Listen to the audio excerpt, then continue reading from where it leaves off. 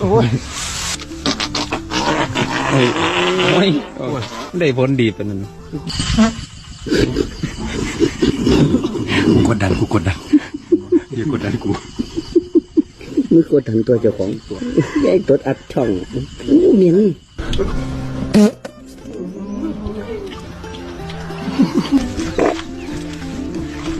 ของใครเอาประมาณดอกปูนี่เดี๋ยวดมไม่ตดต้นหนึ่ง เกือบปนิมากเปียก ดมได้ตื่นคนเลย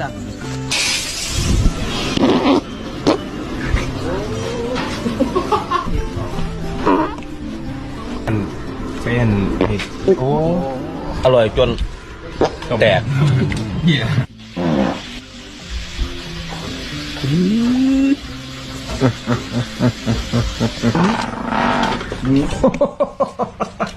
เมื่อวานนี้ไปกินเขากับแม่ บิ๊บ